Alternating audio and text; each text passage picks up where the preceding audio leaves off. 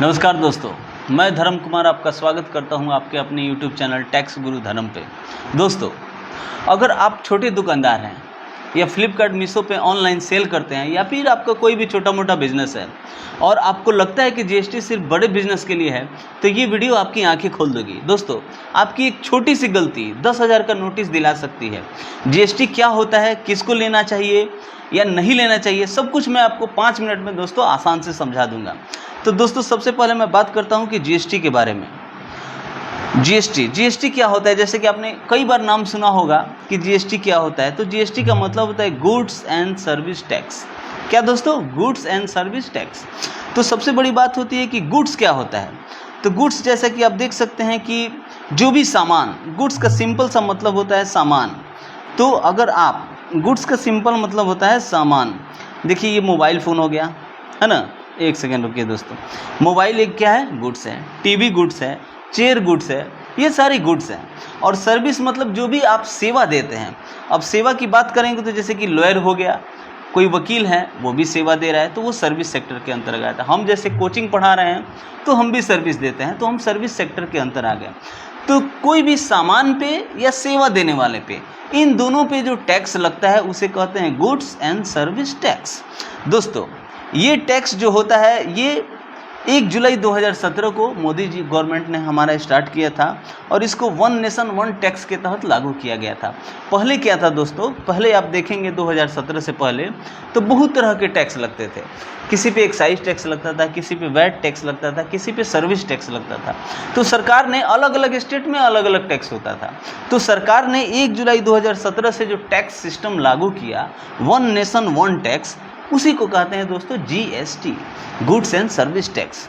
तो दोस्तों, बात होती है कि क्या सबको जीएसटी लेना चाहिए? हाँ, अब मान लीजिए कि एक छोटा सा चाय वाला है जो डेली 100 रुपये 200-500 रुपये कमाता है, वो भी जीएसटी लेगा?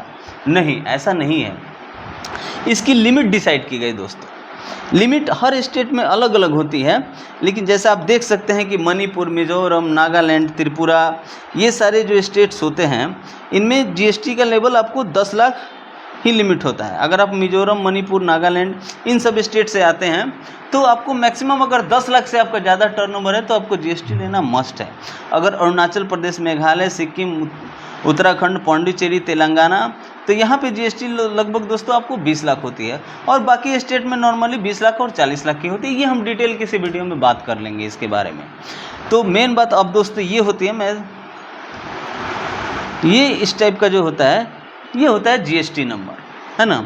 और जीएसटी नंबर में आप देखेंगे ये शुरू का जो कोड होता है ये स्टेट कोड होता है, ये पैन कार्ड होता है, ये आपने कौन सा जीएसटी लिया है, पहला है, दूसरा है, ये इंडिकेट करता है आपको दोस्तों। और ये रैंडम नंबर 2 होते हैं, तो ये आपका जीएसटी नंबर होता है ना। तो आगे बात करेंगे दोस्तों कि जीएसटी क्यों लेना चाहिए, है ना। अभी मैं थोड़ी देर पहले आपसे बोल रहा था कि एक चाय वाला है, वो डेली 500 रुपये कमाता है, तो उसे जीएसटी लेना चाहिए कि लेना चाहिए?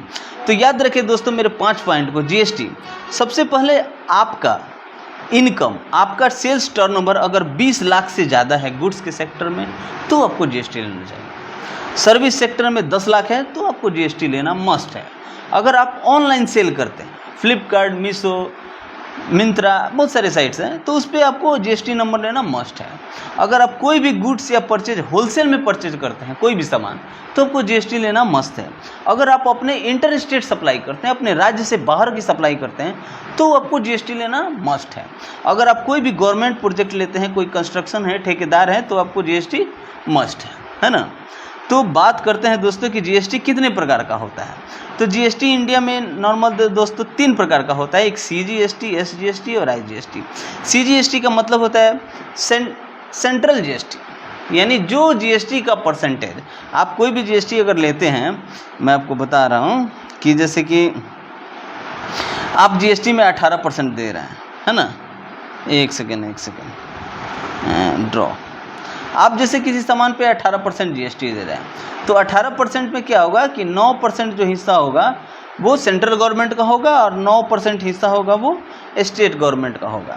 तो सेंट्रल को जो हिस्सा जाएगा उसको बोलते हैं सीजीएसटी, और स्टेट गवर्नमेंट को हिस्सा जाएगा उसको बोलते हैं एसजीएसटी, यानी स्टेट गवर्नमेंट का हिस्सा, है ना। अगर आप इंटर स्टेट सप्लाई करते हैं यानी अपने स्टेट से बाहर में माल भेज रहे हैं तो वहाँ पे IGST लगता है ना, यानी इंटर स्टेट GST, है ना। तो ये है मेनली GST का टाइप। एक सेकेंड फ्रेंड्स, GST ले रहे हैं तो सरकार को तो बताना भी पड़ेगा, हर मंथ आपको रिटर्न फाइल भी करना पड़ेगा। तो दोस्तों आपको GST रिटर्न फाइल करना पड़ता है ना। तो GST रिटर्न 2 टाइप में होता है, एक होता है आपको, हाँ दोस्तों GST रिटर्न मेनली मान सकते हैं कि 2 टाइप में होता है कि GSTR 1 और GSTR 3B। GSTR 1 में क्या है कि आप जो भी सामान सेल करेंगे वो सेल की डिटेल आपको GSTR 1 में देनी पड़ेगी, है ना। और परचेज जो आप करेंगे वो GSTR 3B में ऑटोमेटिक आता है आपको। अगर मान लीजिए कि दोस्तों आपने GSTR रिटर्न नहीं किया तो उस केस में गवर्नमेंट आप पे फाइन करेगी, जो मैक्सिमम 50 रुपये होता है। और अगर आप करेंगे दोस्तों, अगर मान लीजिए कि 1 मंथ पूरा हो गया तो 50 रुपये पर डे के हिसाब से ही आपको फ़ाइन लगी, और 50 रुपये पर डे के हिसाब से आपको फ़ाइन लेती है। और मंथ में 1 मंथ में मैक्सिमम ये आपको 500 रुपये आपको फ़ाइन लगता है ना।